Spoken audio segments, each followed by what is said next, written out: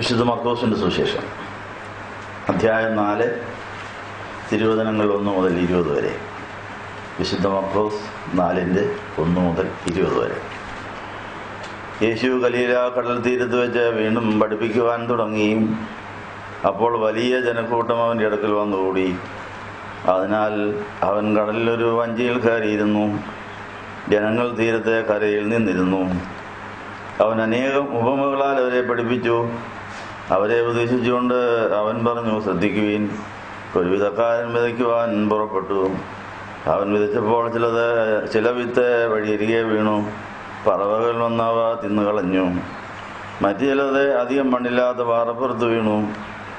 അവ മുളച്ചു.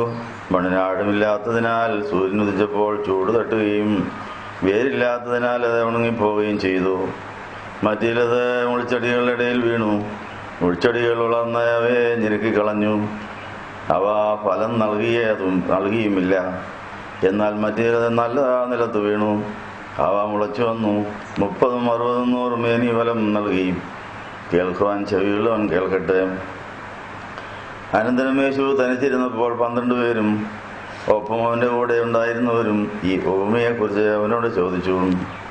യേശു അവരോട് പറഞ്ഞു, ദൈവരാജ്യത്തിൻ്റെ രഹസ്യം അറിയുവാനുള്ള വരം നിങ്ങൾക്ക് നൽകപ്പെട്ടിരിക്കുന്നു. എന്നാൽ പുറത്തുള്ളവർക്കോ എല്ലാ ഉപമകളായി ലഭിക്കുന്നു. അവർ കണ്ടിട്ടും കാണാതെയും കേട്ടിട്ടും ഗ്രഹിക്കാതെയും ഇരുന്ന് മാനസാന്തരപ്പെട്ട പാപമോചനം പ്രാപിക്കാതെ ഇരിക്കുവാൻ തന്നെ. തുടർന്ന് യേശു അവരോട് ചോദിച്ചു, ഈ ഉപമ നിങ്ങൾക്ക് മനസ്സിലാകുന്നില്ലയോ? പിന്നെ നിങ്ങൾ എങ്ങനെ മറ്റു ഉപമകൾ ഗ്രഹിക്കും? വിതക്കാരൻ വചനമാണ് വിതച്ചത്. ചിലരുടെ ഹൃദയത്തിൽ വിതയ്ക്കപ്പെട്ട വചനം കേട്ട ഉടൻ സാത്താൻ വന്ന് എടുത്തു കളയുന്നു. ഇവരാണ് വഴിയരികിൽ വീണ വിത്ത്. ചിലർ വചനം കേട്ട ഉടനെ സന്തോഷപൂർവ്വം സ്വീകരിക്കും. എങ്കിലും ഉള്ളിൽ വേരില്ലാത്തതിനാൽ ക്ഷണികന്മാരാകുന്നു. പാറയുള്ള സ്ഥലത്ത് വിതയ്ക്കപ്പെട്ട വിത്ത് ഇതാണ്. വചനം നിമിത്തം ഞെരുക്കമോ പീഡയോ ഉണ്ടാകുമ്പോൾ അവർ വേഗം ഇടറിപ്പോകുന്നു. മുൾച്ചെടികൾക്കിടയിൽ വിതയ്ക്കപ്പെട്ട വിത്തിനെ പോലെയാണ് മറ്റു ചിലർ. അവർ വചനം കേൾക്കുമെങ്കിലും ഇഹലോക ചിന്തയും ധനമോഹവും മറ്റേ വ്യാമോഹങ്ങളും അവരുടെ ഉള്ളിൽ കടന്ന് വചനത്തെ ഞെരുക്കുകയും അത് നിഷ്ഫലമായി തീരുകയും ചെയ്യുന്നു. നല്ല നിലത്തെ വിതയ്ക്കപ്പെട്ട വിത്ത് വചനം കേട്ട് സ്വീകരിക്കുകയും 30, 60, 100 മേനി ഫലം കൊടുക്കുകയും ചെയ്യുന്നവരാകുന്നു താനുള്ളിൽ ചെയ്തു. നിങ്ങൾക്കെല്ലാവർക്കും സമൃദ്ധി ഉണ്ടായിരിക്കട്ടെ. ഇരിക്കാം. വലിയ നോമ്പിൻ്റെ 3-ാം വാരത്തിലെ ഈ ചൊവ്വാഴ്ച ദിവസം കർത്താവിനെ ആരാധിപ്പാനും ധ്യാനിപ്പാനും വചനം പഠിപ്പാനും പ്രാർത്ഥിക്കുവാനും നോമ്പെടുക്കുവാനും നമുക്ക് ലഭിച്ചതായ അവസരത്തിന് നന്ദി പറയാം. വിശുദ്ധ മാമോദീസായിൽ നമ്മൾ ആരംഭിച്ചതായ നമ്മുടെ പ്രധാന ജോലിയായ സുവിശേഷ വേല, അത് ഇന്നും തുടരുവാൻ തക്കവണ്ണം നമ്മളിവിടെ ഒന്നിച്ചു കൂട്ടി കൂട്ടുവേല തന്ന എല്ലാവരെയും ഓർത്ത് നമ്മൾ ദൈവത്തെ സ്തുതിക്കാം. മാമോദീസായുടെ അന്ന് യേശുവിന് ജീവിക്കാൻ നമ്മളെ വിട്ടുകൊടുത്തു എന്നുള്ളതാണ് നമ്മുടെ ജോലിയെ നമ്മൾ ആദ്യം ചെയ്ത പണി. നമ്മളെല്ലാവരും സുവിശേഷ വേലയ്ക്കായി വിളിക്കപ്പെട്ട് നിയോഗിക്കപ്പെട്ടവരാണ്. അതാണ് നമ്മുടെ പ്രധാന ജോലി എന്നുള്ളതായിരുന്നു കഴിഞ്ഞ ദിവസം നമ്മൾ കേട്ടു. തൊഴിലില്ലായ്മ എന്നുള്ളൊരു പ്രശ്നം ക്രിസ്ത്യാനിക്കില്ല. ക്രിസ്ത്യാനി രാവും പോലും വേല ചെയ്തുകൊണ്ട് കർത്താവിൻ്റെ കൂട്ടുവേലക്കാരായി ജീവിക്കുന്നവരാണെന്ന് നമ്മൾ കേട്ടു. അങ്ങനെയാണെങ്കിൽ മാമോദീസായിൽ നമ്മൾ ചെയ്ത വേല എന്താണ്? ഒടേക്കാരനും കർത്താവുമായ യേശു നമ്മുടെ ദേഹിയുടെ മണ്ഡലത്തെ വിട്ടുകൊടുത്ത് വിവാഹ നിശ്ചയത്തിൽ മോതിരം ഏറ്റുവാങ്ങി. അപ്പോൾ നമ്മുടെ മാമോദീസ എന്ന് പറയുന്ന ഒരു വിവാഹ നിശ്ചയമാണ്. നമ്മുടെ ദേഹി ഒരു കന്യകയാണ്. ആ കന്യകയായിരിക്കുന്ന ആ കന്യകയെ സ്വർഗീയ പിതാവ് തൻ്റെ പുത്രന് വിവാഹ നിശ്ചയം ചെയ്യുന്നു. അങ്ങനെ മാമോദീസ ഏൽക്കുന്നവരെല്ലാം വിവാഹ നിശ്ചയത്തിൻ്റെ ഉടമ്പടിയിൽ ഒപ്പിടുകയാണ്. അവർക്കെല്ലാം വിവാഹ നിശ്ചയത്തിന് മോതിരം കിട്ടുന്നുണ്ട്. പക്ഷെ ഇന്ന് ആ മോതിരം നമ്മുടെ കയ്യിലുണ്ടോ എന്ന് പരിശോധിക്കണം. ഏതെങ്കിലും കാരണവശാൽ ആ മോതിരം ഊരിപ്പോയെങ്കിൽ, പിശാച് ഊരിയെടുത്തിട്ടുണ്ടെങ്കിൽ, ഇനിയും വില കൊടുത്ത് പൊന്നു വാങ്ങിച്ച് മോതിരം പെടുന്നുകൊണ്ട് വേണം കർത്താവിൻ്റെ ഇടുകയില്ല. അതിന് വില കൊടുത്ത് മോതിരം പണിയുവാൻ വേണ്ടിയാണ് നോമ്പിൻ്റെ ഉപവാസം, പ്രാർത്ഥന, പമ്പിടിയിലെ മുതലായവ. അപ്പോൾ സ്വയപരിശോധന നടത്തിയിട്ട് 2 കൊരിന്ത്യർ 11-ാം അധ്യായത്തിലെ ക്രിസ്തു എന്ന ഏകപുരുഷൻ നിർമ്മലകന്യയായി വിവാഹം നിശ്ചയം ചെയ്യപ്പെട്ടിരിക്കുന്ന നമ്മൾ ഏകാഗ്രതയെ നിർബന്ധം വിട്ട് വഷളായിപ്പോയോ എന്ന് പരിശോധിക്കണം. പിതാക്കന്മാർ വലിയ നോമ്പിൻ്റെ 3-ാം ചൊവ്വാഴ്ച ഈ വേദഭാഗങ്ങളിലെല്ലാം പശ്ചാത്തലത്തിൽ ഈ കാര്യമാണ് ചെയ്തത്. മാമോദീസായിൽ വിവാഹ നിശ്ചയം ചെയ്തപ്പോൾ തന്നെ ഭാര്യാഭർത്താക്കന്മാരായി കഴിഞ്ഞു. പഴയ നിയമത്തിലെ നിയമപ്രകാരം വിവാഹ നിശ്ചയം കഴിഞ്ഞാൽ ഭാര്യയും ഭർത്താവുമാണ്. വിവാഹ നിശ്ചയം കഴിഞ്ഞിരുന്ന കന്യാമറിയാമിനെ യോസേഫിൻ്റെ ഭാര്യ എന്നാണ് ദൈവം വിശേഷിപ്പിക്കുക. നിന്റെ ഭാര്യയായ മറിയയെ ചേർത്തോളാണ്. സംശയരോഗം മാറി വെളിപ്പാട് ലഭിച്ചപ്പോൾ വിവാഹ നിശ്ചയം കഴിഞ്ഞ് ഭാര്യയായിരുന്ന ആ മറിയാമിനെ സ്വീകരിക്കുന്നു. വിവാഹ നിശ്ചയം കഴിഞ്ഞാൽ വിവാഹബന്ധം ഉണ്ടാകുന്നത് വിവാഹം കഴിഞ്ഞേ ഉള്ളൂ. എന്നാൽ ഭാര്യാഭർത്താക്കന്മാരായവർക്ക് പലതും ചെയ്യാനുണ്ട്, പറയാനുണ്ട്, പ്രവർത്തിക്കാനുണ്ട്, പോകാനുണ്ട്, പല കാര്യങ്ങളും അങ്ങനെയുണ്ട്. അപ്പോൾ നമ്മൾ സ്വർഗീയ മണവാളനായ യേശുവുമായി വിവാഹ നിശ്ചയം ചെയ്ത് കർത്താവിൻ്റെ ജീവിത പങ്കാളിയായി നമ്മൾ ഉടമ്പടി ചെയ്ത് കയ്യെ മോതിരം കൊണ്ട് പരിപാടി ആരംഭിച്ചതാണ്. നമ്മുടെ അശ്രദ്ധ കൊണ്ടും നമ്മുടെ അവിശ്വാസം കൊണ്ടും പിന്മാറ്റം കൊണ്ടും മിഥ്യാബോധം കൊണ്ടും ശത്രുവിൻ്റെ പാളയത്തിൽ നമ്മൾ ചെന്ന് കയറി ചെന്നാൽ അവൻ ആദ്യം ചെയ്യുന്ന മോതിര കുര്യൻ എടുക്കുക എന്നുള്ളതാണ്. എന്നിട്ട് ആ മോതിരം കർത്താവിനെ കണ്ടോ, നീ ഇട്ട മോതിരം ഇപ്പം എൻ്റെ കയ്യിലുണ്ട്, അതിപ്പോൾ അവളിപ്പോൾ എൻ്റേതാണ്, നീ ഇങ്ങോട്ട് നോക്കണ്ട, ഞാൻ ഇവിടെ കൊണ്ട് നടന്നോളാമെന്ന് പറയും. അത് തൊണ്ടി സഹിതമുള്ള കേസായതുകൊണ്ട് നീ കൊണ്ടുപോകാനും പറയും. അപ്പോൾ ഈ ഗതികേട് മാറാൻ വേണ്ടിയാണ് വീണ്ടും നമ്മൾ ദൈവസന്നിധിയിൽ വന്ന കർത്താവെ ഞങ്ങൾ ഏകാഗ്രതയെ വിട്ട് വഷളായിപ്പോയി.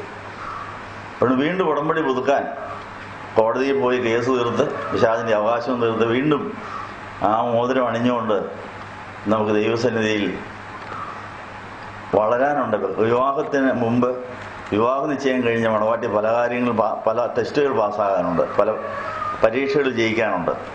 എന്നാലേ വിവാഹം നടക്കുകയുള്ളൂ. പല വിവാഹ നിശ്ചയങ്ങളും ഈ ടെസ്റ്റിൻ്റെ കാലത്ത് പാളിപ്പോയിട്ടുണ്ട്. നമുക്ക് സംഭവിച്ചുകൊണ്ടിരിക്കുന്നു. കർത്താവ് കൃപയുള്ളവനായതുകൊണ്ട് കൃപായിക നീട്ടി നമ്മളെയും വിശ്വസ്തരായി കറയും ചുളുക്കവും വാട്ടവും മാലിന്യമില്ലാത്ത ശുദ്ധിമതിയായി നമ്മളെ മാറ്റി കർത്താവിനെ സ്വീകരിക്കണമെന്ന് ആഗ്രഹമുണ്ട്. കൃപായിക നീട്ടിക്കൊണ്ട് ഇന്നും ഒരു ദിവസം കൊണ്ട് നമുക്ക് തന്നിരിക്കുന്ന കർത്താവിന് നന്ദി പറയാം. അപ്പോൾ കഴിഞ്ഞ കാല ജീവിതത്തിലെ നമ്മുടെ പ്രധാന ജോലിയായ യേശു ക്രിസ്തുവിനെ ജീവിത പങ്കാളിയായിരിക്കുന്ന അവസ്ഥ, മാമോദീസായില്ലാതെ നമ്മൾ ജീവിക്കാൻ ആരംഭിക്കുന്നു. അവന് ജീവിക്കാനാണ് നമ്മൾ. കൊലോസ്യർ 1:15 പറഞ്ഞിരിക്കുന്നത് നമ്മൾ അവനായിട്ട് സൃഷ്ടിക്കപ്പെട്ടതാണ്. അപ്പോൾ നമ്മൾ ആരുടേതാണോ അവൻ്റെ കയ്യിലിരിക്കുക, അവൻ്റെ കാര്യത്തിന് ഉപകരിക്കുക എന്നുള്ളതാണ്. അപ്പോൾ നമ്മുടെ ഇന്നത്തെ എല്ലാ അസ്വസ്ഥതയ്ക്കും കാരണം ഉടയക്കാരൻ്റെ കയ്യിൽ നമ്മൾ അകന്നു പോയി കാണും, വേറെ എല്ലാവരുടെ കയ്യിലായി കാണും. ആ കേസ് തീരാൻ വേണ്ടി നമ്മൾ കോടതിയിൽ പോകാൻ വേണ്ടിയാണ് ഇപ്പോൾ ദൈവസന്നിധിയിൽ ഈ ദേവാലയത്തിൽ വന്നിരിക്കുന്നത്. സ്വർഗ കോടതിയുടെ കൗണ്ടർ തുറന്നിരിക്കുന്നു. ഇവിടെ ഇതാ യേശു നമുക്ക് വേണ്ടി വാദിക്കാൻ നല്ല വക്കീലായിട്ട് അവിടെയുണ്ട്. നമ്മൾ പറഞ്ഞാൽ മതി, തെറ്റിപ്പോയി, ക്ഷമിക്കണം, നിന്നോട് ചോദിക്കാതെ ഞാൻ പലതും ചെയ്തു, ഏകാഗ്രത പോയി, നിർമ്മലതയും പോയി, വഷളായിപ്പോയവരെ കൊണ്ടു നടക്കേണ്ട പിശാചിൻ്റെ ചുമതലയാണ്. വഷളായവരെ അവന് കിട്ടും, ശുദ്ധീകരിക്കപ്പെടുന്നവരെ കർത്താവിനും കിട്ടും. അതുകൊണ്ട് കത്തിച്ച് കളയാണ്ടിരിക്കുന്ന പിശാചുകളെ കർത്താവ് മുതലെടുക്കുന്ന അങ്ങനെയാണ്. ഏതായാലും കത്തുന്നതിന് മുമ്പ് കൊള്ളരുതാത്തവരെയും വഷളായിപ്പോയവരെയും കൊണ്ടു നടക്കാൻ ആരെങ്കിലും വേണ്ടേ? അത് നീ ആ പണി ചെയ്തോ, നീയും വഷളായി പോയവനാണ്. വഷളായിപ്പോയവർക്ക് വഷളായിപ്പോയവരെ കൂട്ട് കിട്ടുകയുള്ളൂ. അവസാനം അവർ കത്താൻ സാധ്യതയുണ്ട്. കത്തുന്നതിനിടയിൽ ആ കത്തുന്നതിൽ പിന്മാറിപ്പോരാനും നമുക്ക് സ്വാതന്ത്ര്യമുണ്ട്. ഇതാ കൃപായിക നീട്ടിക്കൊണ്ട് കർത്താവ്, ഞാൻ നിന്റെ വകയായിരുന്നു, അറിഞ്ഞോ അറിയാതെയോ ഞാൻ ശത്രുവിൻ്റെ വീണ്ടും പോയി, എന്നെ യഥാസ്ഥാനപ്പെടുത്തണം, എനിക്ക് ആത്മഫലങ്ങൾ വിളിച്ച് നിന്നെ പോലെ ആകുവാൻ സാധിക്കുന്നില്ല എന്നുള്ള കാര്യം ഏറ്റുപറയാൻ വേണ്ടിയാണ് വിധക്കാരൻ്റെ ഉപമ ഇന്ന് ധ്യാനിക്കുന്നത്. മർക്കോസിന് സുവിശേഷം 4:1 മുതൽ 20 വാക്യങ്ങളിൽ കർത്താവ് ജനങ്ങൾക്ക് കൊടുത്തതായ ഉപമ ശിഷ്യന്മാർക്ക് മനസ്സിലായില്ല, നമുക്ക് മനസ്സിലായിട്ടില്ല. നമ്മൾ ഒത്തിരി കേട്ടതായത് ഈ ഉപമ. ഈ വിധക്കാരൻ്റെ ഉപമ എല്ലാ കൊല്ലവും ഈ ദിവസം വായിക്കും, വേറെ പല പ്രാവശ്യം വായിക്കും. സൺഡേ സ്കൂൾ കേട്ടിട്ടുണ്ട്, പ്രാസംഗിച്ച് കേട്ടിട്ടുണ്ട്. ഇതൊക്കെ നമുക്കറിയാമെങ്കിലും നമുക്കിതുവരെയും 100 മേനി വിളവ് കൊടുക്കുന്ന ഒരു സ്ഥലമാകാൻ കഴിഞ്ഞിട്ടില്ല. കൃപായുഗത്തിൽ പരിശുദ്ധ കന്യാമറിയാമാണ് 100 മേനി വിളവെടുക്കുന്ന ഒരു വിളഭൂമിയായി മാതാവ് മാറി. ആ മാതാവിന് തൻ്റെ ജീവിതത്തിൽ കിട്ടിയ വചനം 100 മേനി വിളവുണ്ടാക്കുന്ന ജീവൻ്റെ അപ്പം ആയിട്ട് യേശു ആ വചനത്തെയാണ് ജീവൻ്റെ അപ്പമായി നമുക്ക് തന്നത്. ആ അപ്പം ചുടാൻ വേണ്ടിയാണ് പരിശുദ്ധ കന്യാമറിയാം കാൽവറി ക്രൂശിന് ചൂടി പോയി നമ്മൾ. അപ്പോൾ വചനിപ്പ് പെരുന്നാളിൽ മാർച്ച് മാസം 25-ാം തീയതി വരാൻ പോകുന്നു. നോവംബറിൽ അങ്ങനെ ഒരു പെരുന്നാൾ വരുന്നുണ്ട്. മാർച്ച് മാസം 25-ാം തീയതി ഒരു ശനിയാഴ്ച ഈ വർഷത്തെ വചനിപ്പ് പെരുന്നാൾ എന്തിനാണ് വെച്ചിരിക്കുന്നത്? മാതാവിൻ്റെ ജീവിതത്തിൽ വചനമാകുന്ന വിത്ത് വീണത് നല്ല നിലത്തായിരുന്നു. ആ നല്ല നിലം എങ്ങനെയുണ്ടായി? ഗർഭം മുതലേ തുടങ്ങിയതാ പരിപാടി. അന്നായുടെയും യാക്കീവിൻ്റെയും ജീവിതത്തിൽ കുഞ്ഞുങ്ങളില്ലാതെ വിഷമിച്ച് സങ്കടപ്പെട്ട ഒരു തിരുനാൾ ഉപവാസമെടുത്ത് 40 ദിവസം രണ്ടുപേരും മാറിയെന്ന് ഉപസിച്ച് പ്രാർത്ഥിക്കുകയായിരുന്നു. മറിയാമിൻ്റെ ജീവചരിത്രത്തിൽ അങ്ങനെ എഴുതിയിരിക്കുന്നു. 40 ദിവസം രണ്ടുപേരും മാറിയിരുന്ന് ഉപസിച്ച് പ്രാർത്ഥിച്ച് ഞങ്ങൾക്കൊരു കുഞ്ഞിനെ വേണം, തരികയാണെങ്കിൽ ആണായാലും പെണ്ണായാലും ദൈവത്തിന് കൊടുത്തേക്കാം എന്ന് പറഞ്ഞ് ഭാര്യാഭർത്താക്കന്മാരുടെ 40 ദിവസത്തെ ഉപവാസത്തിൻ്റെ ശക്തിയാണ് പറയുന്നത്. അവർ ശുദ്ധീകരിക്കപ്പെട്ടു. മാതാപിതാക്കൾ ശുദ്ധീകരിക്കപ്പെട്ടിട്ട് അവർക്ക് പ്രാർത്ഥനയുടെ മറുപടിയായിട്ടൊരു മകളെ കിട്ടുന്നു. ആ മകൾക്ക് 3 വർഷം പാല് കൊടുത്ത് വളർത്തി നേർച്ച നിർത്തിക്കാൻ വേണ്ടി 3 വയസ്സ് പൂർത്തിയായപ്പോൾ ഈ കുഞ്ഞിനെയും കൊണ്ട് പള്ളിയിൽ പോയിരുന്നു. പള്ളിയെ കണ്ടപ്പോൾ തന്നെ ആ കുഞ്ഞിന് ഭയങ്കര സന്തോഷമായി. അത് ഓടി കയറി അങ്ങ് പോയെന്നാണ് പറയും. അപ്പനേക്കാളും അമ്മയെക്കാളും സ്വന്തം വീടിനേക്കാൾ അധികം ദൈവത്തെയും ദൈവഭവനത്തെയും സ്നേഹിക്കുന്ന ഒരു ഹൃദയം ആ മാതാവിനെ കിട്ടി. ശുദ്ധീകരിക്കപ്പെട്ട നോയമ്പും പ്രാർത്ഥനയും നടത്തിയ മാതാപിതാക്കൾ കിട്ടിയ ഒരു കുഞ്ഞിൻ്റെ സ്വഭാവം, അത് പള്ളി കണ്ടപ്പോൾ തന്നെ എൻ്റെ സ്വന്തം വീട് അതാണെന്ന് തന്നെ മനസ്സിലായി. എൻ്റെ ദൈവത്തിൻ്റെ ആലയം എൻ്റെ ആലയമാണ്. എന്നെ വളർത്താൻ വേണ്ടി അപ്പനെ അമ്മയെ ഏൽപ്പിച്ചു. അവർ 3 വർഷം എനിക്ക് പാല് തന്നു. ഇപ്പം എൻ്റെ സ്വന്തം വീട്ടിൽ ഞാൻ വന്നിരിക്കുന്നു എന്ന് പറഞ്ഞ് അപ്പനെയും അമ്മയെ നോക്കാതെ ഓടി കയറി അങ്ങ് പോയി. ആ പുരോഹിതന്മാരുടെ അടുത്ത് പോയി നിന്നു. അപ്പോൾ മാതാപിതാക്കൾ പുറകെ എന്ന് പറഞ്ഞത് ഇത് കൊച്ചിനെ ദൈവത്തിന് സമർപ്പിക്കാൻ കൊണ്ടുവന്നതാണ്, ഇത് നേർച്ചക്കൊച്ചാണ്, ഞങ്ങൾ കുഞ്ഞുങ്ങളില്ലാതെ ഇന്ന് 40 ദിവസം ഉപവാസം എടുത്ത് പ്രാർത്ഥിച്ച് ദൈവം തന്ന ആലോചന ദൈവസന്നിധി ഞങ്ങൾ ചെയ്ത പ്രതിഷ്ഠ ഇതാണ്, കുഞ്ഞാണായാലും പെണ്ണായാലും ദൈവത്തിന് കൊടുത്തേക്കാം, ദൈവത്തിന് തരാൻ കൊണ്ടെന്നാണ്. അത് ആ കൊച്ചിന് ഗർഭത്തിൽ കിടന്നപ്പോഴേ തന്നെ മനസ്സിലായി. ആ കൊച്ചിനോട് ഞങ്ങളിതൊന്നും പറഞ്ഞില്ലെങ്കിലും അതിനെ കൊണ്ടുവന്ന് അദ്ദേഹം ഓടി കയറി വന്നിരിക്കുന്നു, എടുത്തോളാൻ പറഞ്ഞു. ആ അപ്പനും അമ്മയ്ക്കും വലിയ സന്തോഷമായി. തങ്ങൾക്ക് കിട്ടിയ കുഞ്ഞിനെ ദൈവത്തിന് കൊടുക്കാനത്തല്ലോ, ദൈവം സന്നിധി സ്വീകരിക്കപ്പെട്ടല്ലോ. അങ്ങനെ 3 വയസ്സ് മുതൽ 12 വയസ്സ് വരെ പ്രായപൂർത്തിയാകുന്നവരെയുള്ള സമയം ആ പള്ളിയിൽ വായിച്ച വേദഭാഗം മുഴുവൻ ആ കുഞ്ഞിൻ്റെ ഹൃദയത്തിൽ എഴുതിക്കൊണ്ടേയിരുന്നു. പുതിയ ഹൃദയം മാതാവിന് കിട്ടി കൃപയാൽ. അപ്പോൾ ദൈവകൃപയാൽ പുതിയ ഹൃദയം കിട്ടിയാലുള്ള ഗുണം, ആ പുതിയ ഹൃദയത്തിൽ വചനം എഴുതിക്കൊണ്ടേയിരിക്കും. എഴുതുന്നത് വചനം ഓർക്കാനും പറയാനും പ്രവർത്തിക്കാനും സാധിക്കും. അത് യെഹെസ്കേൽ 36 അധ്യായത്തിലെ ഒരു നിവൃത്തിയാണ്. യെഹെസ്കേൽ 36 അധ്യായത്തിൻ്റെ 25 മുതലുള്ളതായ ഭാഗത്ത്, ഞാൻ നിങ്ങൾക്ക് പുതിയൊരു ഹൃദയം തരും, ഞാൻ നിന്റെ മേൽ നിർമ്മല ജലം തെളിക്കും, നിങ്ങൾക്ക് ആ ഹൃദയത്തിൽ അതിൻ്റെ ന്യായപ്രമാണം മുഴുവൻ എഴുതുമെന്ന് എഴുതിയിരിക്കുന്നു. എത്രാം വാക്യമാണെന്ന് പറയാമോ? യെഹെസ്കേൽ 36 എത്രാം വാക്യത്തിലാണ് ന്യായപ്രമാണം മുഴുവൻ എഴുതി അത് കൃത്യസമയത്ത് ഓർക്കാനും അത് പ്രാർത്ഥനയാക്കാനും അത് പ്രവൃത്തിയാക്കാനും സാധിക്കുന്ന ഒരവസ്ഥ. എത്രാം വാക്യമാണെന്ന് കണ്ടോ? യെഹെസ്കേൽ 36 25 മുതലുള്ള ഭാഗത്തോട്ട്, നിർമ്മല ജലം തെളിച്ച് കഴിഞ്ഞ് പുതിയ ഹൃദയം തന്നാൽ വചനം മുഴുവൻ ഹൃദയത്തിൽ എഴുതുമെന്ന് പറഞ്ഞൊരു പ്രവചനം. എത്രാം വാക്യമാണ്? ഞാൻ എന്റെ ആത്മാവിനെ നിങ്ങളുടെ ഉള്ളിലാക്കിയിട്ട് എന്റെ ചട്ടങ്ങളിൽ നിർത്തും, നിങ്ങൾ എന്റെ വിധികൾ അനുസരിച്ച് അനുഷ്ഠിക്കും. പിന്നെ ഞാൻ നിങ്ങളുടെ പിതാക്കന്മാർക്ക് കൊടുത്ത ദേശം നിങ്ങൾ പാർക്കും, നിങ്ങൾ എനിക്ക് ജനവും ഞാൻ നിങ്ങൾക്ക് ദൈവവുമായിരിക്കും. ആ വചനം എഴുതുന്ന കാര്യം ഇവിടെ എഴുതിയിരിക്കുന്നു. 25-ാം വാക്യത്തിൽ എന്നാ പറയും? ഞാൻ നിങ്ങളുടെ മേൽ തളിക്കും, നിങ്ങൾ നിർമ്മലരായി തീരും, ഞാൻ നിങ്ങളുടെ മലിനതയെ നീക്കിയിട്ട്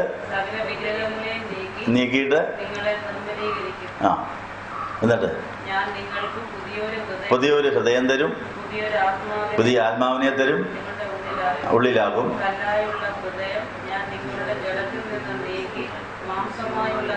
അപ്പൊ കല്ലായ ഹൃദയം മാറ്റി മാംസമായ ഹൃദയം തന്നിട്ട് പിന്നെ എന്നാ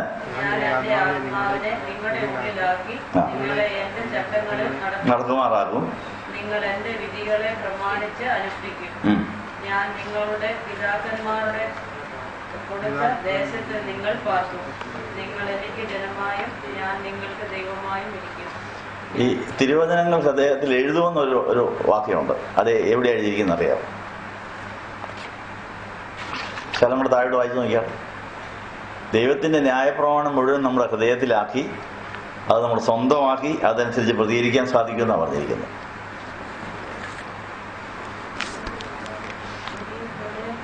പുതിയ ഹൃദയം തന്ന് പുതിയ ആത്മാവിനെ ഉള്ളിലാക്കിയിട്ട്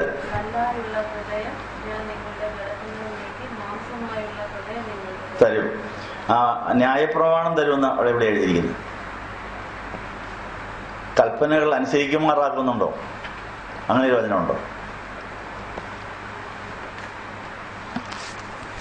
പുതിയ ഹൃദയത്തിൽ നിർമ്മലജലം തളിക്കപ്പെട്ടതിന് ശേഷം നമ്മുടെ ഹൃദയത്തിൽ വചനം എഴുതപ്പെടും എന്നുള്ള ആ വചനം കണ്ടോ? എവിടെയാണ് എഴുതിയിരിക്കുന്നത്?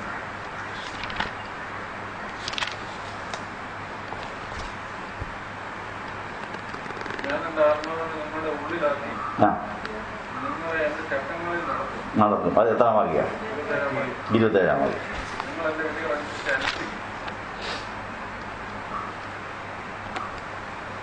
ഞാൻ എൻ്റെ ആത്മാവിനെ നിങ്ങളുടെ ഉള്ളിലാക്കിയിട്ട് നിങ്ങളെ എൻ്റെ ചട്ടങ്ങളിൽ നടത്തും, നിങ്ങളെൻ്റെ വിധികൾ അനുസരിച്ച് അനുഷ്ഠിക്കും.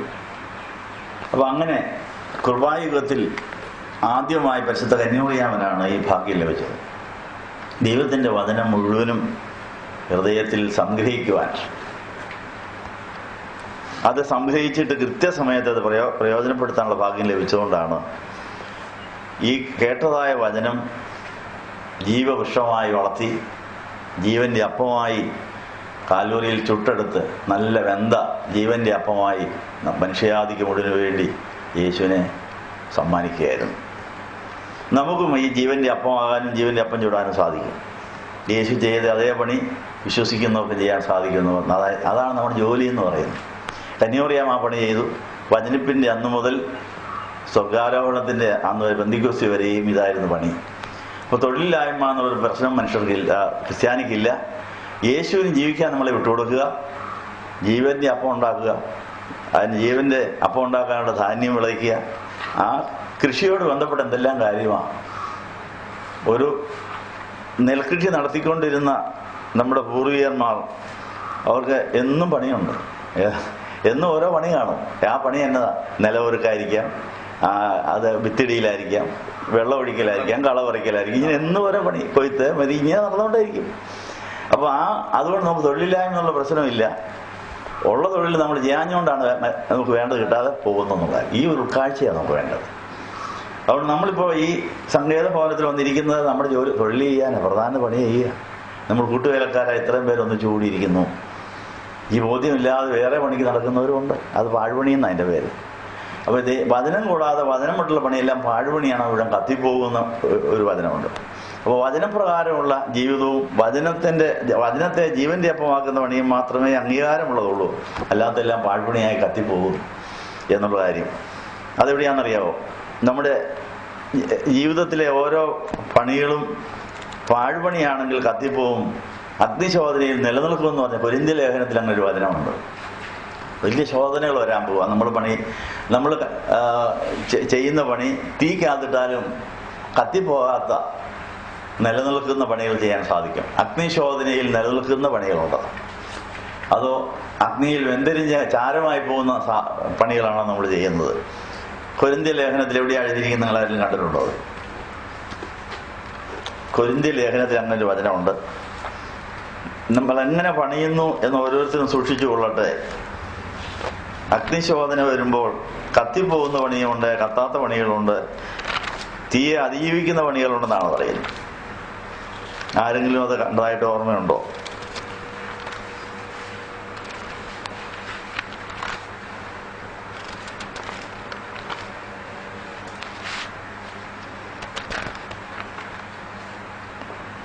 ഒന്ന് കൊരിന്ത്യറിലാണോ 2 കൊരിന്ത്യറിലാണോ? ആർക്കെങ്കിലും ഓർമ്മ വരുന്നുണ്ടോ?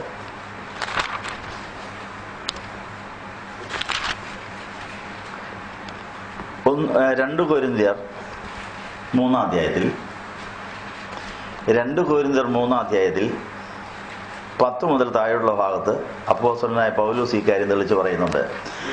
തേജസ് ഉണ്ടായിരുന്നത് അതിമഹത്തായ ഇപ്പോഴത്തെ തേജസ് മൂലം ഒട്ടും തേജസ് ഇല്ലാത്തതായി തീർന്നിരിക്കുന്നു. നീങ്ങിപ്പോകുന്നത് തേജസ്സോടെ വന്നുവെങ്കിൽ നിലനിൽക്കുന്ന എത്രയധികം തേജസ് ഉള്ളതായിരിക്കും. ഇപ്രകാരം ഒരു പ്രത്യാശയുള്ളതുകൊണ്ട് നിങ്ങൾ ധൈര്യത്തോടെ സംസാരിക്കുന്നു. നീങ്ങിപ്പോകുന്നതിന്റെ അന്ത്യം ഇസ്രായേൽ മക്കൾ കാണാതിരിക്കുവാൻ മോശ തന്റെ മുഖത്തെ മൂടുപടം ഇട്ടതുപോലെ അല്ല. 1 കൊരിന്ത്യർ 3-ന്റെ 1 കൊരിന്ത്യർ 3:10 മുതൽ താഴോട്ട്. 1 കൊരിന്ത്യർ. എനിക്ക് ലഭിച്ച ദൈവകൃപയ്ക്ക് ഒത്തവണ്ണം ഞാൻ ജ്ഞാനമുള്ള ഒരു പ്രധാന ശില്പിയായി അടിസ്ഥാനമായിട്ടിരിക്കുന്നു. മറ്റൊരുത്തൻ മീതെ പണിയുന്നു. താൻ എങ്ങനെ പണിയുന്നുവെന്ന് ഓരോരുത്തരും ശ്രദ്ധിക്കട്ടെ. യേശുക്രിസ്തു എന്ന ഇട്ടിരിക്കുന്ന അടിസ്ഥാനമല്ലാതെ മറ്റൊരൊന്നും ഇടുവാൻ ആർക്കും കഴിയില്ല. ആ അടിസ്ഥാനത്തിന്മേൽ ആരെങ്കിലും പൊന്ന്, വെള്ളി, വിലയേറിയ കല്ല്, മരം, പുല്ല്, വൈക്കോൽ എന്നിവ പണിയുന്നുവെങ്കിൽ അവനവന്റെ പ്രവൃത്തി വെളിപ്പെട്ടു വരും. ആ ദിവസം അതിനെ തെളിവാക്കും. അത് തീയോടെ വെളിപ്പെട്ടു വരും. ഓരോരുത്തന്റെ പ്രവൃത്തി ഇന്ന വിധമെന്ന് തീ തന്നെ ശോധന ചെയ്യും. ഒരുത്തൻ പണിത പ്രവൃത്തി നിലനിൽക്കുന്നുവെങ്കിൽ അവന് പ്രതിഫലം കിട്ടും. ഒരുത്തിന്റെ പ്രവൃത്തി വെന്തുപോയെങ്കിൽ അവന് ഛേദം വരും, താനോ രക്ഷിക്കപ്പെടും. എന്നാൽ തീയിൽ കൂടി എന്ന പോലെ അത്രേ. ഇത് നമ്മൾ ചിന്തിച്ചിട്ടുണ്ടോ? അപ്പൊ നമുക്ക് എല്ലാവർക്കും ജോലിയുണ്ട്. മാമോദീസയിൽ തുടങ്ങിയ പണിയാ. യേശുക്രിസ്തു ആകുന്ന അടിസ്ഥാനത്തിൽ നമ്മൾ ജീവനുള്ള കല്ലുകളെ പണിത് സഭയാകുന്ന കെട്ടിടം പണിതുകൊണ്ടിരിക്കുകയാണ്. സഭയാകുന്ന കെട്ടിടം പണിയിൽ നമ്മുടെ ഓരോ ദിവസത്തെയും പ്രാണൻ ജീവനുള്ള കല്ലുകളായി തീരണം. അങ്ങനെ നമ്മളെല്ലാവരും കൂടെ യേശുവിന്റെ തലയോട് ചേരുന്ന ഉടലായി തീരുന്നു. യേശുവിന് വസിക്കാനുള്ള ഭവനമായി പണിയപ്പെട്ടുകൊണ്ടിരിക്കുന്നു. അതുകൊണ്ട് ഭവനം പണിയാണ്. ഭവനം പണിക്ക് നമ്മുടെ ജീവനുള്ള കല്ലായി, ആ ജീവനുള്ള കല്ല് തീക്കകത്ത് ചുട്ടെടുത്ത കല്ലായിരിക്കണം. അഗ്നിശോധനയിൽ ഇഷ്ടിക എന്ന് പറയുന്ന തീക്കകത്ത് ചുട്ടെടുത്തതാ, ആ ചുടുകെട്ട. അപ്പൊ എന്ന് പറഞ്ഞ പോലെ നമ്മൾ ഇന്ന് ചെയ്തുകൊണ്ടിരിക്കുന്ന പണി ദൈവവചനപ്രകാരം, വചനത്തിന്റെ അടിസ്ഥാനത്തിൽ ഏതെല്ലാമാണ് കത്തിപ്പോകുന്നത്. 12-ാം വാക്യത്തിൽ 1 കൊരിന്ത്യർ 3:12 പൊന്ന്, വെള്ളി, വിലയേറിയ കല്ല്. അപ്പൊ പൊന്നും വെള്ളിയും വിലയേറിയ കല്ലും കൊണ്ടുള്ള പണി നിലനിൽക്കും. അത് തീക്കകത്ത് ചാരമാകുകയില്ല, അതിന്റെ ശോഭ വർദ്ധിക്കുള്ളൂ. വെള്ളിയുടെയും പൊന്നിന്റെയും കല്ലിന്റെയൊക്കെ പ്രത്യേകത തീക്കകത്ത് അതിന്റെ മാറ്റു വർദ്ധിക്കുകയാണ്. മരം, പുല്ല്, വൈക്കോൽ എന്നിവ പണിയുന്നുവെങ്കിൽ അവ കത്തിപ്പോകും. ഏതാണെന്നറിയാവോ? നിലനിൽക്കുന്ന 3 കൂട്ടം കാര്യമുണ്ടെന്നാണ് 1 കൊരിന്ത്യർ 13 അവസാനം എഴുതിയിരിക്കുന്നത്. അതാണ് വിശ്വാസവും പ്രത്യാശയും സ്നേഹവും. അപ്പൊ പൊന്നെന്ന് പറയുന്നത് എന്നതാണ്? പൊന്ന്, വെള്ളി, വിലയേറിയ കല്ല്. വിശ്വാസം, പ്രത്യാശ, ദൈവസ്നേഹം. വിലയേറിയ കല്ല്. നമ്മൾ വിലയേറിയ കല്ലാവുമ്പോഴാണ് സ്നേഹത്തിൽ നിറയുന്നത്. വിശ്വാസവും പ്രത്യാശയും സ്നേഹവും. അപ്പോൾ ദൈവവിശ്വാസത്തിൽ ചെയ്യുന്ന കാര്യങ്ങൾ പൊന്നുപോലെയും വെള്ളി പോലെയൊക്കെ ആയ വിലയേറിയ കല്ലായി നമ്മൾ പണിയപ്പെടാൻ സാധ്യതയുണ്ട്. അതുമാത്രമേ അഗ്നിശോധന അതിജീവിക്കുകയുള്ളൂ. മരം, പുല്ല്, വൈക്കോൽ മുതലായ ജഡത്തിന്റെ പ്രവൃത്തികളാണ്. മരം കൊണ്ട് പണിയുന്ന സാധനം തീക്കകത്ത് കത്തിപ്പോവും. പുല്ല് വളരെ വേഗത്തിൽ തീ പിടിക്കും. വൈക്കോലാണെങ്കിൽ ഒരു തീപ്പൊരി മതി. അപ്പൊ നമ്മുടെ ഇതുവരെയുള്ള പണി വൈക്കോൽ കൊണ്ടോ പുല്ലുകൊണ്ടോ മരം കൊണ്ടുള്ളതാണോ? ജഡത്തിന്റെ പ്രവൃത്തികളെല്ലാം ഇതാ. കണ്ടാൽ കൊള്ളാം, വലുതൊക്കെയാ. ഒരു തുറു എന്ന് പറഞ്ഞാൽ വലിയ സാധനമാണ്. പക്ഷേ ഒരു തീപ്പെട്ടിക്കോല് മതി, മുഴുവൻ കത്തിപ്പോകും. അപ്പൊ ഇത്രയും നാളത്തെ നമ്മുടെ പണി വിശ്വാസവും പ്രത്യാശയും ദൈവസ്നേഹത്തിലുള്ളതായിരുന്നോ, അതോ ജഡത്തിന്റെ 15 തരം പ്രവൃത്തികളിൽ അതെല്ലാം കണ്ടാൽ കൊള്ളാം, കാണിക്കാനും കാണാനും വീം പഠിക്കാനും ഒത്തിരി കാര്യങ്ങൾ കാണും. പക്ഷെ അതെല്ലാം അഗ്നിശോധനയിൽ കത്തിപ്പോകുമെന്നാണ് പറയുന്നത്. ദ്വന്ദ്വപക്ഷമായി അസൂയ, പിണക്കം, ക്രോധം, ശാഠ്യം, പകവിന്നതയും, ജാരശങ്ക, ദുഷ്കാമത്തിനും ദോഷം, മദ്യപാന, വെറിക്കൂത്ത്, അത്യാഗ്രഹ, വിഗ്രഹസേവ, ദുർനടപ്പിൽ എത്തിക്കുന്ന ആവിചാരം മലത്തും. ഈ 15 തരം പ്രവൃത്തികൾ കത്തിപ്പോകുന്ന പണിയാണ്. അപ്പൊ എന്നും ശോധന ചെയ്യണം. വിശ്വാസത്തിലും പ്രത്യാശയിലും ദൈവസ്നേഹത്തിലുമാണോ എൻ്റെ ജീവിതം, എൻ്റെ പണി? അങ്ങനെ ഓരോ ദിവസത്തെയും പാണം ജീവനുള്ള കല്ലായി, ചുട്ടെടുത്ത കല്ലായിട്ട്, വിലയേറിയ കല്ലായിട്ട്. അത് മാത്രമേ സഭയാകുന്ന കെട്ടിടത്തിൽ കാണുള്ളൂ. തലയോട് ചേരുന്ന ഉടലാകൂ എന്നാണ് പറഞ്ഞതിൻ്റെ അർത്ഥം. അപ്പൊ പരിശുദ്ധ കന്യാമറിയാമാണ് കൃപായുഗത്തിൽ ആദ്യമായി വിലയേറിയ കല്ലായി മാറി, ജീവനുള്ള കല്ലായി മാറി. പ്രതിഫലം ലഭിച്ചു. വചനം മുഴുവൻ ഹൃദയത്തിലുണ്ടായിരുന്നു. അപ്പൊ നമുക്ക് എന്ത് ശോധന വന്നാലും എന്ത് പരീക്ഷ വന്നാലും വചനപ്രകാരം പ്രതികരിക്കുമ്പോഴാണ് നമ്മൾ അഗ്നിശോധനയെ അതിജീവിച്ച് കർത്താവിനോട് ചേരുന്നവരായിത്തീരുന്നത്. ദൈവം നമ്മളോട് നേരിട്ട് സംസാരിക്കാത്തതിൻ്റെ കാര്യം എന്താണ്? ഇന്ന് വായിച്ച വേദഭാഗത്തിലാകട്ടെ. നമ്മൾക്ക് ദൈവത്തിൻ്റെ വചനം കേൾക്കുവാനോ ദൈവത്തിൻ്റെ വചനം ഉൾക്കൊള്ളുവാനോ അതൊക്കെ നമ്മുടെ ഹൃദയം ഒരുങ്ങാത്തത് കൊണ്ട് അപകടം സംഭവിക്കാൻ സാധ്യതയുണ്ടാവാം. പുറപ്പാട് പുസ്തകം 20-ാം അധ്യായത്തിന്റെ 19-ാം വാക്യം ഇന്ന് വായിച്ചു നിർത്തിയതാണ്. ലക്ഷക്കണക്കിന് പേര് സീനായ് മലയുടെ താഴ്വരയിൽ നിൽപ്പുണ്ട്. അവർ പറഞ്ഞു, ഞങ്ങൾക്ക് ദൈവത്തെ കാണാനോ കേൾക്കാനോ കഴിയില്ല. എന്നാണ് അവർ പറഞ്ഞത്. അവരുടെ ഹൃദയം അത് അത്രയ്ക്ക് ബലഹീനമായിരുന്നു. 19-ാം വാക്യത്തിൽ എന്താ എഴുതിയിരിക്കുന്നത്? പുറപ്പാട് 20:10 വായിച്ചത്. അവർ മോശയോട് ഞങ്ങളോട് സംസാരിക്കുക ഞങ്ങൾ കേട്ടുകൊള്ളാം, തങ്ങൾ മരിക്കാതിരിക്കേണ്ടതിന് ദൈവം ഞങ്ങളോട് സംസാരിക്കരുത്.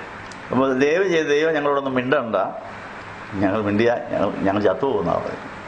അപ്പോൾ ദൈവം പിതാവായ ദൈവം വരാൻ നമ്മളോടൊന്നും മിണ്ടാതെ മാറിയിരിക്കുന്നത് എന്തുകൊണ്ടാണ്? നമ്മൾ യാകാതിരിക്കാനാ. മനസ്സിലായോ? പിതാവായ ദൈവം വരാനെ കാണാനോ കേൾക്കാനോ നമുക്ക് കഴിവില്ല. അതിനുവേണ്ടിയാണ് മോശയോട് പറഞ്ഞത്, നീ അങ്ങ് പറഞ്ഞത്. പക്ഷേ മോശ പറഞ്ഞിട്ടും സീനായ് മലയിൽ വന്നിട്ടും വല്ലവർക്ക് രക്ഷപ്പെടാനൊത്തോ?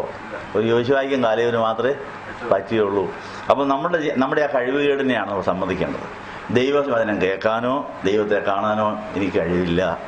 അതിനാണ് പ്രവാചകന്മാരെ വിട്ടത്. എന്നിട്ടും പ്രയോജനമില്ല. അവസാനം ദൈവം തന്നെ മനുഷ്യനെ അടിഞ്ഞു വന്നു. എന്നിട്ട് യേശു പറഞ്ഞ എത്ര പേർക്ക് മനസ്സിലായി? ഒരു പുരുഷന് 3-4 സ്ത്രീകൾക്ക് നമുക്ക് ആ കൂട്ടത്തിലാകാം. അപ്പം ദൈവം നമ്മളോട് നേരിട്ട് സംസാരിക്കാൻ ഞാൻ നന്ദി പറഞ്ഞിട്ടുണ്ടോ ആരെങ്കിലും? പറയണം, ദൈവം ചെയ്ത് എന്നോട് ഉണ്ടാഞ്ഞതിന് നന്ദി, മാറി നിൽക്കുന്നതിന് നന്ദി, എന്നെ പുത്രനെ വിട്ട് വളർത്തി കൊണ്ടുവന്ന് അവിടെ കൊണ്ട് കാണിക്കാൻ വേണ്ടി. അപ്പോൾ പുത്രൻ്റെ അകത്ത് കയറിയിരുന്നാൽ പേടിക്കണ്ട. അതുകൊണ്ട് യേശുവിലാകുന്നവർക്ക് മാത്രമേ സ്വസ്ഥതയുള്ളൂ, ഭദ്രതയുള്ളൂ. അപ്പോൾ അതുകൊണ്ട് എത്രയും വേഗം യേശുവിലാകുന്നതുകൊണ്ട് പ്രാണൻ മുഴുവൻ യേശുവിലാകുക.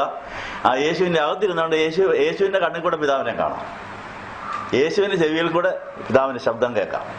അങ്ങനെ മാത്രമേ നമുക്ക് നിലനിൽക്കുന്ന തലയോട് ചേരുന്ന ഉടലാകാൻ സാധിക്കൂ എന്നുള്ള ബോധ്യത്തോടെ കിട്ടിയതായ വചനം മുഴുവനും ജീവന്റെ അപ്പമായും ജീവന്റെ ജലമായും വിലയേറിയ കല്ലായും നമ്മളെ മാറ്റുവാൻ നമുക്ക് 24 മണിക്കൂറും പണിയുണ്ട്. ഉറക്കത്തിൻ്റെ ഇടയിൽ പണി നടന്നുകൊണ്ടിരിക്കുകയാണ്. ഊണിലും ഉറക്കത്തിലും നടപ്പിലും ഇരുപ്പിലും എല്ലാം പണി തുടർന്നുകൊണ്ടേയിരിക്കുന്നു. യേശുവിൽ അങ്ങനെ നമുക്ക് ആ ഭാഗ്യം ആർജിക്കുവാൻ പ്രാർത്ഥിക്കാം. സമയമായതുകൊണ്ട് നിർത്തുന്നു. സ്നേഹവാനായ ദൈവമേ, നല്ല ദിവസത്തിനായി ഞങ്ങൾ നന്ദി പറയുന്നു. നോയമ്പിൻ്റെ 3-ാം വാരത്തിൽ പിതാക്കന്മാർ കേട്ടതായ വചനം അവരുടെ ഹൃദയമാകുന്ന വയൽപ്രദേശത്ത് 100 മേനി വിളയിച്ചവരായി, അവരെ ജീവനുള്ള കല്ലുകളായി, അഗ്നിശോധനയെ അതിജീവിക്കുന്ന വിലയേറിയ കല്ലായി ഒക്കെയും അവർ രൂപാന്തരപ്പെട്ടതുപോലെ ഞങ്ങൾക്ക് രൂപാന്തരപ്പെടാൻ ആഗ്രഹമുണ്ട്. ഈ പണിയിൽ വിജയിക്കുവാൻ ഞങ്ങളെ സഹായിക്കണം. ഞങ്ങൾ പാഴ്പണികൾ ഒത്തിരി ചെയ്തവരാണ്. ആ പാഴ്പണിയെല്ലാം കത്തി തകരാൻ പോകുന്നതിന് മുമ്പ് പാഴ്പണി നിർത്തിവെച്ചിട്ട് അഗ്നിശോധനയെ അതിജീവിക്കുന്ന നല്ല ഫലപ്രദമായ അനുവദനീയമായ കാര്യങ്ങൾ നമ്മൾ ഏൽപ്പിച്ച പണി മാത്രം ചെയ്ത്, ഏൽപ്പിക്കാത്ത പണിയൊന്നും ചെയ്യാതെ ജന്മസാവലയോടെ തന്നെ ഞങ്ങളെ സഹായിക്കണമെന്ന് യേശുവിന്റെ നാമത്തിൽ യാചിക്കുന്നത് പിതാവിനും പുത്രനും പരിശുദ്ധാത്മാവിനും സ്തുതിയേറ്റുവാനായിട്ട് തന്നെ.